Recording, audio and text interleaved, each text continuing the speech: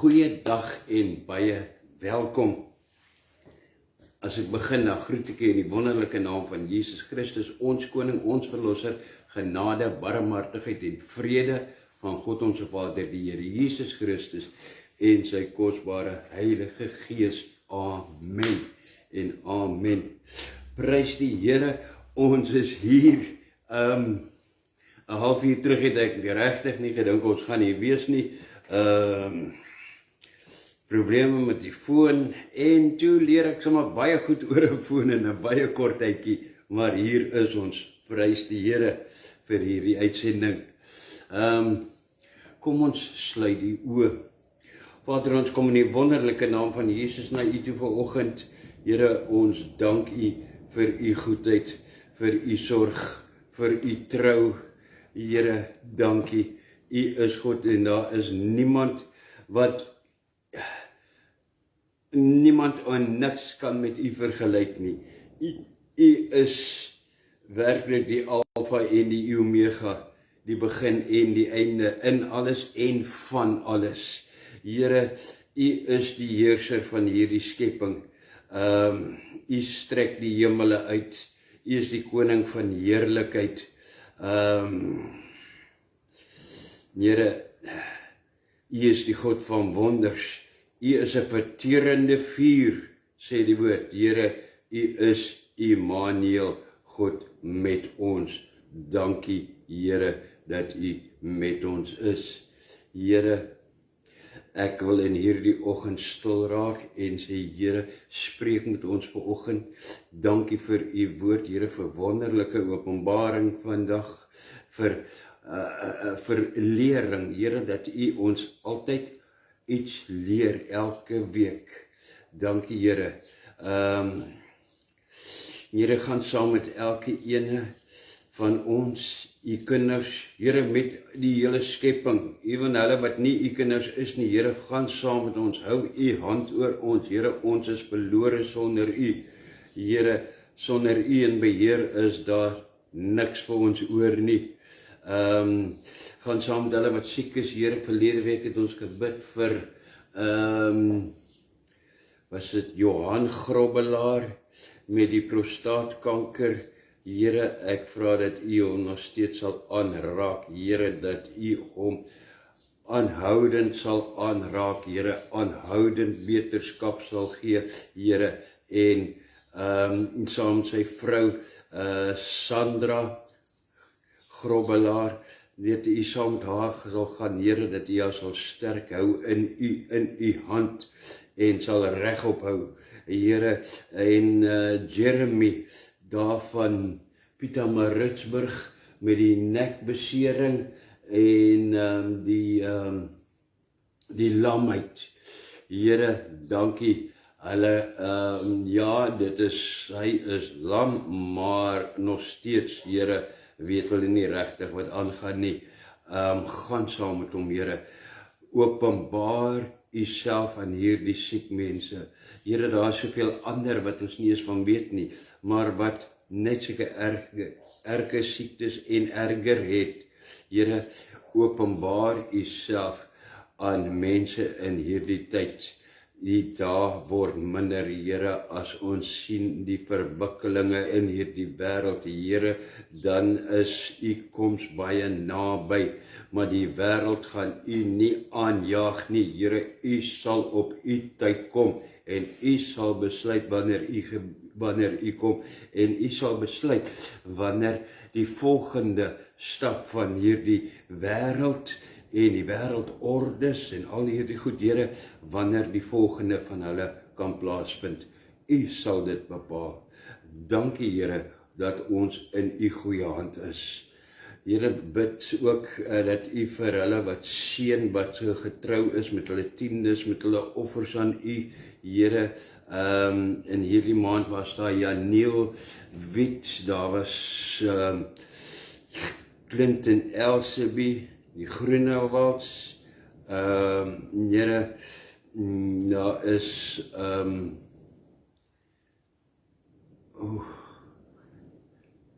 daar is so baie. Daar was iemand met die naam wat die verwysing gee, Gansbaai, Here, gaan saam met elkeen van hulle en seën hulle ooreenkomstig hulle getrouheid en hulle gehoorsaamheid aan U in Jesus naam. En die vriend van Christus, vriend van Jesus, Here, seën hulle. Week, maand na maand is hulle getrou. Seën hulle vir hulle gehoorsaamheid aan U. En dankie, Here, dat hulle saad in goeie grond is, waar U dit seën. Dankie. Spreek met ons vanoggend in Jesus naam. Amen en amen. Prys die Here. Gee my net 'n sekond. Ek wil net seker maak daardie kant. Want hoekom ek moet seker maak is, ek het heeltemal op 'n ander foon, maar op hierdie rekening van my uit, of hierdie profiel van my op af ingeskakel. So ek weet nie wat om te verwag nie. Maar ek wil net aan daardie kant vra, hou net vir my die skermpie dop, en as daar iets gebeur, doen net iets dat ek kan sien, maar op die oomblik, dankie Here, dankie. Wat sê die Here vandag vir ons? Daar is ons beeld, ons prent vanoggend, en daar staan Jesus, Kain en Abel en die kruis. Nou dink iemand, hy het regtig dit verloor vanoggend. Kain en Abel was nie op die kruis nie, of by die kruis nie, maar ja, dit is wat die Here se boodskap vanoggend is, en dit is 'n wonderlike boodskap. Genesis hoofstuk 4 vers 26, Lukas 23 vers 32, 33 vers 39 tot 43 is die verwysings. En wat sê die Here? Nou, met hierdie verhaal, ons noem dit 'n verhaal, maar dit is maar eintlik die geskiedenis wat aangeteken is van die mensdom. Maar die verhaal van, kom ons noem dit maar verhaal dan vanoggend, die verhaal van Kain en Abel is al baie vrae gevra. Vrae soos, hoekom was Kain bang dat die mense hom sou doodmaak? Waar het die mense vandaan gekom? Waar het hierdie ander mense vandaan gekom? Of waar het hy 'n vrou gekry as hulle die enigste mens op die aarde was? Of hoe het hy gebed dat die Here Abel se offer aanvaar het en nie sy eie nie? Nou, dit is baie vrae wat ons al gevra het, miskien onnodig wat ons het gevra het, want in die Bybel kry ons nie hierdie antwoorde nie, en alles wat ons hierop antwoord is afleidings wat ons maak. So, ons wil nie vanoggend afleidings maak nie, ons wil hoor wat sê die Here. So kom ons vra liewer 'n ander vraag, 'n vraag wat mens nie alleen aan hierdie gedeelte behoort te vra nie, maar ook 'n vraag waarvan die antwoord vir ons duidelik sal maak waaroor dit werklik in hierdie gedeelte van die mens se geskiedenis gaan. So, kom ons vra die vraag eerder, waarom het God Abel se offer genadig aangesien en nie vir Kain en sy offer nie? Nou, baie mense sal sê, dit is omdat Kain 'n slegte man was en Abel was 'n goeie man.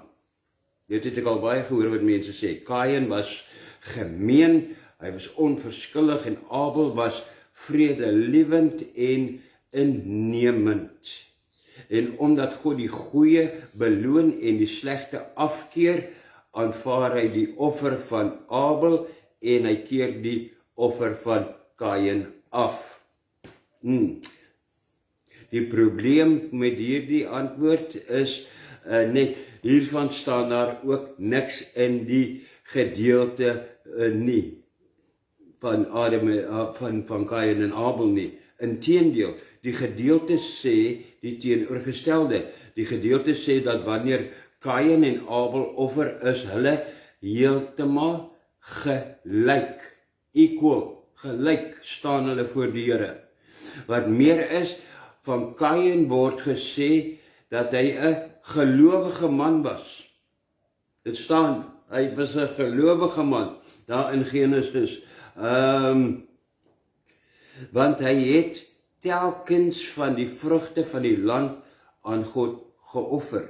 So hy was nie 'n slegte ou, soos wat ons maklik sê nie, maar tog word sy offer nie deur God aanvaar nie. Here, iets snaaks hierso. Hoekom dan?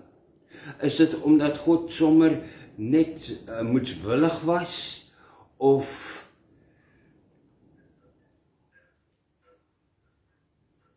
is die Here wispelturig gewees? Wel, dit kan ook nie wees nie, want die hele Bybel leer ons nie van 'n God wat by wyse van Spreuke vol grille en giere is nie, en sommer net willekeurig optree nie. Dit is nie die God van my God in die Bybel nie. So, wat kan dan nou die antwoord op die vraag wees, waarom het God Abel se offer genadig aangesien en nie die van die offer van Kain nie? Wel, eerste, om dit te verstaan, moet ons onthou, kom ons gaan terug. Eerste, in die wêreld waarin die Bybel geskryf is, hier in die Ou Testament, was mense se name baie belangrik. So noem Eva haar eerste seun wanneer hy gebore word, Kain. Wat beteken Kain? Kain beteken om te verkry, en in vers 1 sê sy, ek het 'n man in die wêreld gebring met die hulp van die Here. Nou, ek wil sê hieruit spreek 'n moeder trots, wat 'n mens amper net kan verstaan as jy self van daardie mense was, van daardie tyd was. Want vir hulle was 'n seun die belangriker as 'n dogter. As 'n eersteling seun sou Kain 2/3 van sy vader Adam, van sy vader Adam 2/3 van sy boedel erf. Want hy was die eerste en die oudste seun. Dus eintlik 'n baie belangrike persoon in die familie in daardie tyd. Deur hom sou Adam se familie voortbestaan. 'n seun, oudste seun in daardie tyd was baie belangrik, en hy het baie regte gehad. Baie regte gehad, onthou dit. Met Abel, dis Kain en Abel. Met Abel was dit anders. Hy was nie die oudste seun nie. Dus was hy minder belangrik. So sê sy naam ook. Sy naam Abel beteken 'n luggie. Te vergeefs, nietig en verganklik. Dit beteken Abel. So, reeds in hulle name sien ons klaar iets raak. Kain was belangriker gereken as Abel, en van hom was ook meer verwag as van sy jonger broer. Wat was meer van hom verwag? Daar was van hom verwag om offers te bring, om die familie voor te gaan in die plek van die pa, in godsdiens. So wanneer albei dan op die dag gaan offer, moet ons goed verstaan, doen Kain iets wat van hom verwag is. Want hy was die oudste, dis van hom verwag om dit te doen.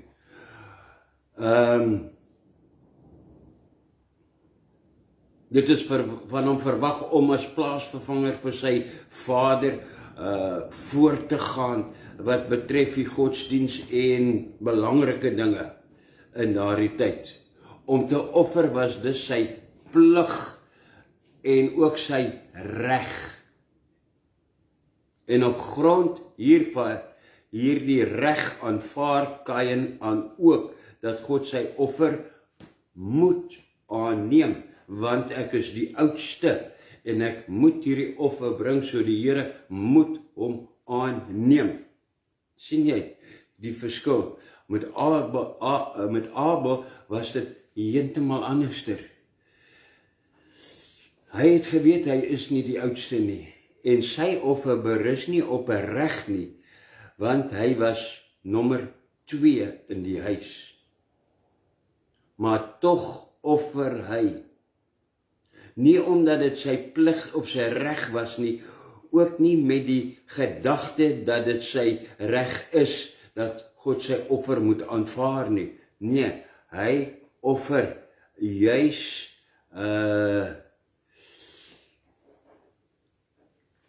omdat hy graag wil, omdat hy begeerte het.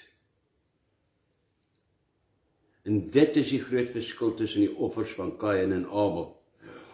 Kain offer in die besef van sy reg en sy meerwaardigheid as oudste seun, terwyl Abel offer in die geloof dat God dit uit genade alleen sy offer sal aanvaar. Daarom staan dit baie lank later in die Nuwe Testament in die Hebreërs hoofstuk 11, dan skryf die skrywer daar dat Abel deur die geloof 'n beter offer as Kain gebring het. Nou verstaan ons eintlik, Here, wat is hierdie, hoekom uit geloof? Hy het uit die geloof geoffer. Die ander een het, dit is my reg en dis my reg. En die Here moet dit aanvaar, want dit is my reg, want ek is die belangrikste een. Die ander een het geweet, Here, ek is niks nie, ek is niks in hierdie familie nie, ek is die minder een, en ek offer, Here, uit my hart uit, ek offer met die hoop dat U my genadig sal wees, dat met die geloof dat U my opregte hart sal sien en my offer ook sal aanvaar. Hy het nie geoffer met die idee van God met die ander een sin verwerk nie. Hy het geoffer dat die Here syne ook sal aanvaar. Wow. En ekskuus. En dan gebeur die onverwagte eintlik. God aanvaar die offer van Abel en die van Kain verwerp hy. En Kain se verontwaardigheid kan behoort ons nie te verstaan nie. Ons behoort dit eintlik goed te kan verstaan. Ons weet mos hoe dit voel as iets waarop jy 'n reg het van jou af weggehou word. Ons weet hoe voel dit. Baie mense word 100 jaar oud en vir die grootste deel van hulle 100 jaar, vir 60 jaar, loop hulle met hierdie wrok teen iemand anderster in 'n familie oor dat dit was my reg om dit te gekry het en ek het dit nie gekry nie. En dan kom dit van, jy het dit gesteel van my en jy het dit en ek weet nie wat se alles nie. Hoe kan ek iets van iemand steel as dit nooit myne was nie? As dit maar net my reg was om dit te verkry het. Maar dit nou maar daar gelaat. Maar dan die interessante, dan gebeur die interessante, die Here verwerp sy offer vir Kain, maar God is nie klaar met Kain nie. Mense sou baie maklik dink, omdat die Here sy offer verwerp, sê die Here daarmee, ek is klaar met jou. Maar die Here is nie klaar met hom nie. Nee, hy begin nou eers met Kain, want God wil vir Kain leer. Hy wil vir hom leer dat die mens, al meen hy dat hy hoeveel regte in die lewe het, wanneer dit by God kom, op geen reg kan aanspraak maak nie. Dit is wat die Here vir hom beleer. By God moes Kain leer, kan 'n mens net van genade leef en niks ander nie. Amen. En dit is 'n harde les vir Kain. Dit was vir hom 'n verskriklike les hierdie gewees. Want dan is hier by God eintlik hoor, na die sondeval is ons nie meer vennote nie. Ons is niks vir mekaar nie. Jy kan nie God wees wat self wil besluit wat ek God wil hê nie, of nie wil hê nie. Al is jy die eerste van Adam. Jy is 'n sondaar. Anders as God. Totaal anders. En by God kan jy nog lewe. Maar dan net in God se genade. Van genade en niks anders nie. Net soos wat dit genade was, wat ek die offers aanvaar het, of nie. By my word jy nie voorgetrek nie. Ek het nie witbroodjies nie. Voor my is julle almal gelyk. Dit is wat Kain moes geleer het. Maar Kain wou niks hiervan weet nie.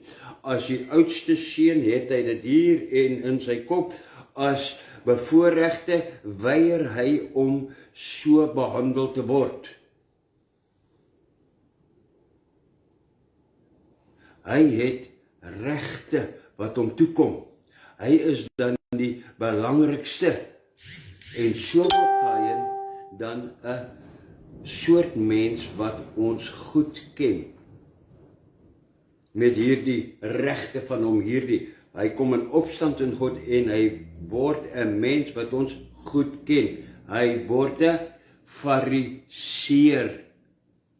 'n Mens wat reken en staat maak op sy waarde en op sy prestasies, en doen hy die sonde wat ons ook baie keer doen. Hy wil nie erken dat hy ook sonde het nie, en omdat hy dit nie wil erken nie, verstaan hy God se genade niks nie.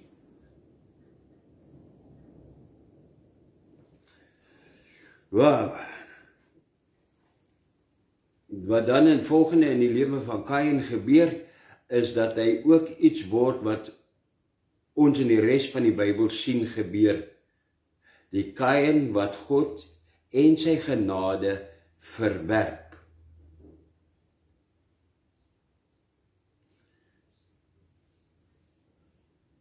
Hy verwerp nie net vir God nie, maar in dieselfde tyd verwerp hy sy naaste. Daarom kan Kain dit nie verdra nie, dat God vir Abel sogenaamd voortgetrek het nie. En omdat hy Abel haat hy ook God.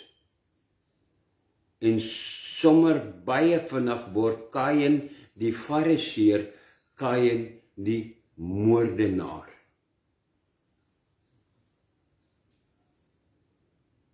Net soos die fariseërs wat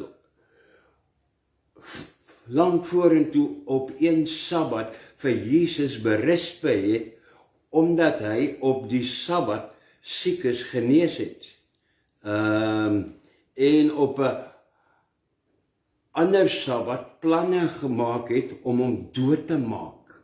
Presies soos daardie Fariseërs wat moordenaars geword het. En so dan word dit telkens in die geskiedenis van die wêreld. Dit is 'n verhaal van mense wat nie van God se genade wil leef nie en daarom mekaar op verskillende maniere doodslaan. Mense slaan mekaar dood op verskillende maniere, nie net fisies nie, omdat hulle nie God se genade wil aanvaar nie. Dan kom hulle met woorde maak hulle mense dood. Maar tog sien ons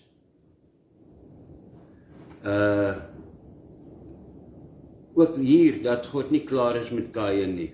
Hy hou nie op met hom nie. Kain het wel vir God verlaat, maar God het nie vir Kain verlaat nie. Kain is teen God, maar God is nie teen Kain nie. Onthou dit hier op die aarde. Mense raak teen God, maar God raak nie teen hulle nie. Daar is altyd genade, 'n kans vir genade.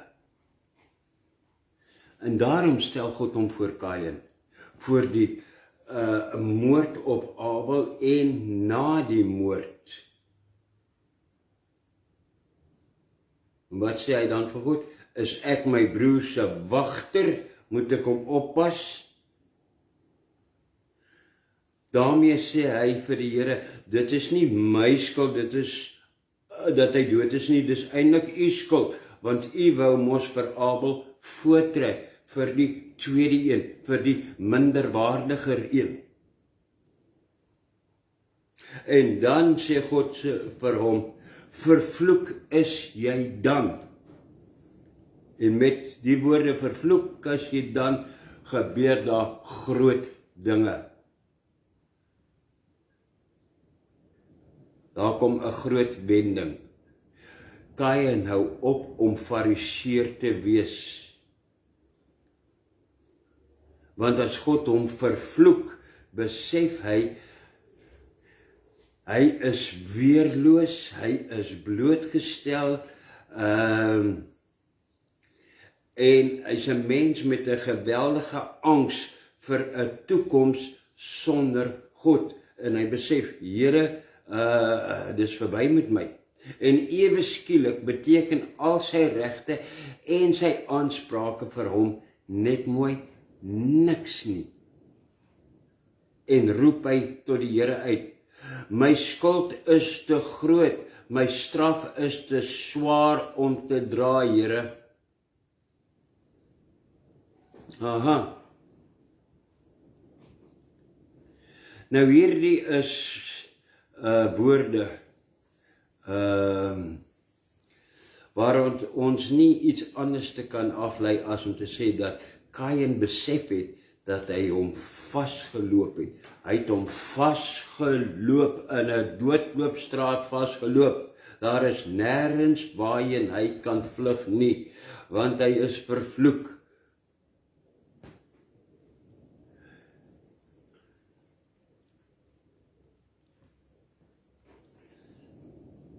Of ek kan dit anders te sê, kom ons sê dit anders te vanoggend. God wen sy geveg met Kain. En natuurlik wen God, want daarop is God ingestel in die sin dat God met ons worstel totdat ons onsself vasloop in ons selfhandhawing en so verstik raak in ons eie onmag. in ons eie reserves, in ons eie vermoëns, in ons eie deugde en onfeilbaarheid, en dan geen uitweg meer sien nie. En dan begin ons raak sien wat 'n rykdom en krag daar in God vir ons opgesluit lê.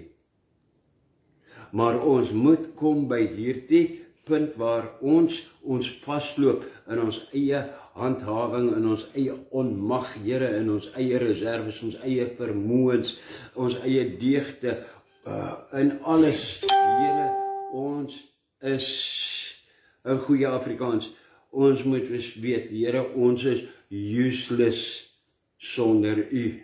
Daar is nie vir ons enige iewers heen uitkoms nie. En dan sê God vir Kain, hoor wat sê die Here vir hom. Wanneer hy by daardie punt kom en sê, Here, dit is verby met my, dit is te swaar vir my om te dra. Dan sê die Here, moenie bang wees nie. Ek sal jou vashou, ek sal jou beskerm. Niemand sal jou doodslaan nie. Amen. Niemand sal jou doodslaan nie. Ek sal jou beskerm. Nou, baie later in die Bybel ontmoet ons weer vir Kain en Abel. Waar? Op Golgotha. Regtig? Ja, hoor hier, dit is regtig, dis, wow, wat die Here Jesus sê. Aan die kruis, by wyse van vergelyking, is die opvolger van Abel. Die opvolger van Abel is Jesus, ook deur onder andere die Fariseërs vermoor, en langs hom hang 'n Kain, 'n moordenaar. Net 'n ander Kain as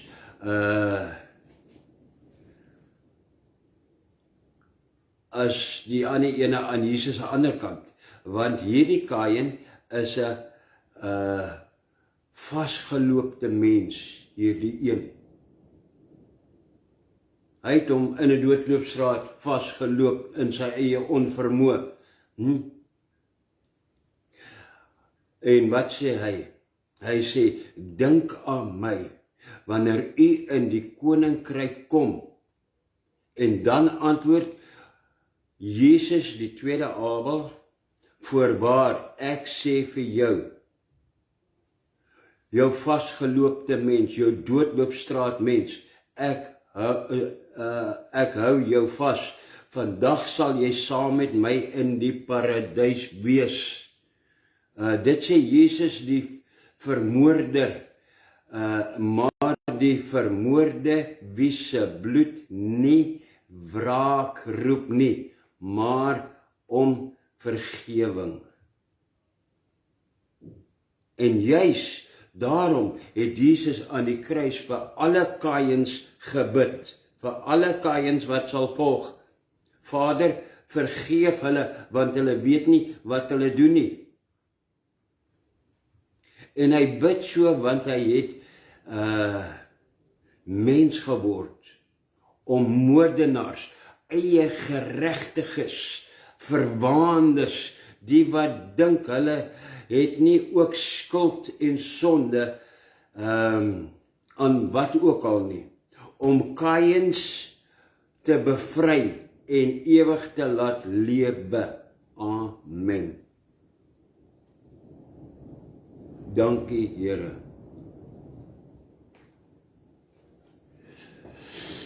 Alleen by hom is daar 'n uitweg vir die vasgeloopte mens. En wie hierdie uitweg nie vind nie, glo en gehoorsaam nie, is soos Kain op 'n pad van selfvernietiging.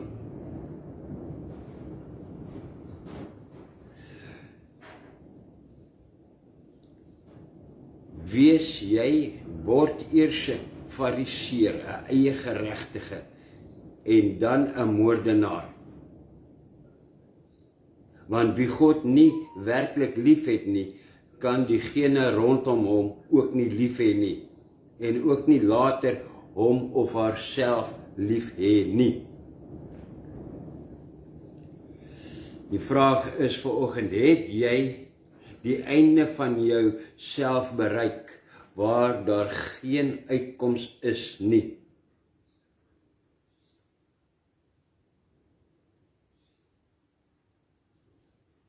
Die Here sê, wees verseker, daar is steeds in Jesus 'n uitkoms vandag vir jou.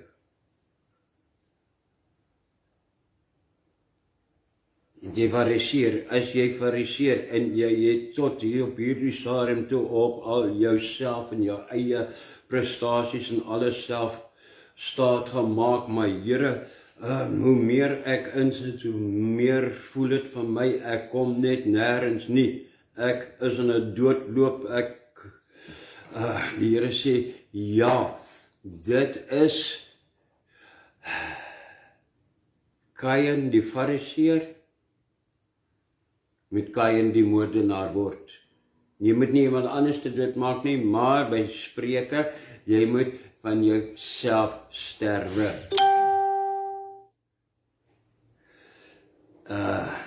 En dan moet jy jou lewe oorgee aan Jesus, soos daai man aan die kruis. Daardie Kain wat gesê het, Here, dink aan my vandag, wanneer U in die paradys kom, asseblief dink aan my vandag. En Jesus sê,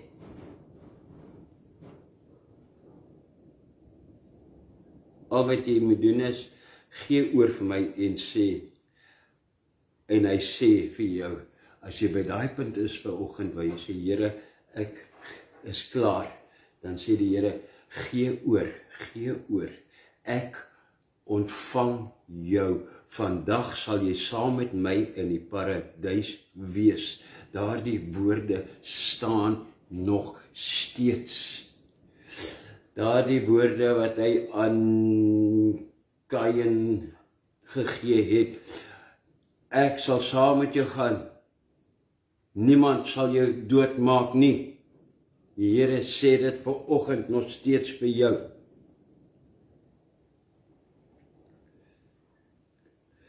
Nou, indien dit jou begeerte is, om by hierdie Here te kom, punt van Here, ek is in 'n doodloopstraat, ek is op my eie, Here, ek wil van hierdie fariseer, ek wil hom doodmaak in my, verby met hom, ek gee vandag oor, dan, as dit jou begeerte is, laat my toe om jou in gebed dan te lei om hierdie gebed vir die Here te doen, waar jy vandag oorgee aan die Here en sterwe van daardie ou mens, selfvoldane mens. Here, die mens wat weet en besef, ek is tot niks goed is in staat buite U nie. Is dit jy daardie? Dan kom ons bid. En ek sal gebed kortliks doen, weer kort, dat jy my kan volg, dat jy ten volle kan gebruik maak van die geleentheid wat die Here vir jou vanoggend gee. Kom ons begin. My hemelse almagtige Vader, in die naam van Jesus, vergewe my al my sonde en sonde skuld. Vergewe my my selfvoldaanheid.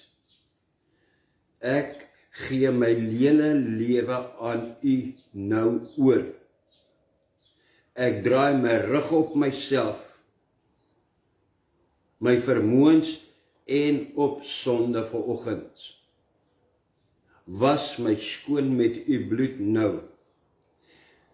Herskep my tot 'n nuwe skepsel.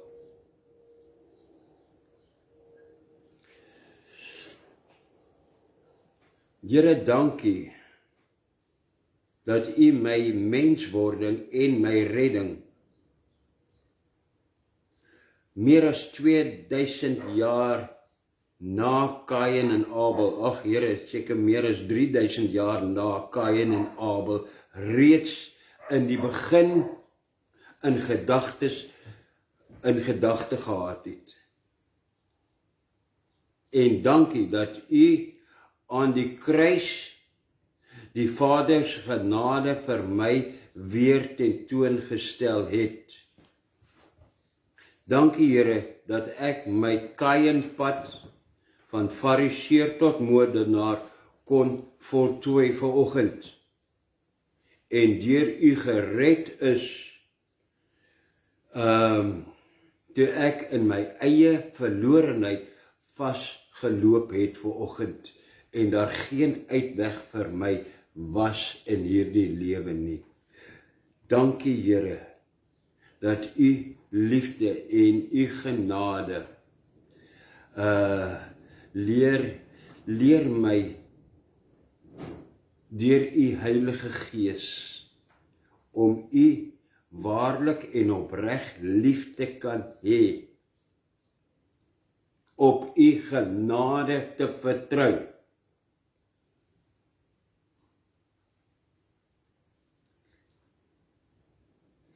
Sodat ek myself vir U en vir hulle rondom my ook opreg met U liefde kan lief hê. Dankie Here, ek is 'n nuwe mens, ek is vry, ek is vergewe. Die Here aanvaar my offer vanoggend uit genade. Nie omdat ek reg het nie, nie omdat ek reg het, Here, ook enige iets nie, maar uit genade het U my lewensoffer, my aflê van my lewe geaanvaar vanoggend. Dankie vir U genade. Amen en amen en prys die almagtige Here. Amen. Wow. Wow. Jy kan nie sien hoekom ek sê wow, Here op die einde, want Here, wat 'n wonderlike boodskap, Here, om daardie twee by mekaar uit te bring. Geen mens, Here, mens kan dit nie self uitdink nie. Dit is U genade en U genade alleen. Dankie Here vir U genade. U genade met my lewe, met my uitkomste, met Here, met U leiding, met alles. Slegs genade. Dankie Here. Dankie. Wow.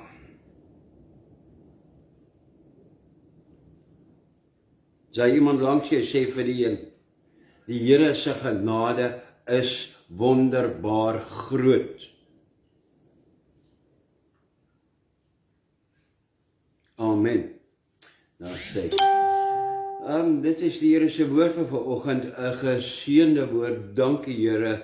Dit is wonderlik. Dankie Here dat U daar by Adam en Eva en by hulle kinders Kain en Abel en my redding al reeds in gedagte gehad het.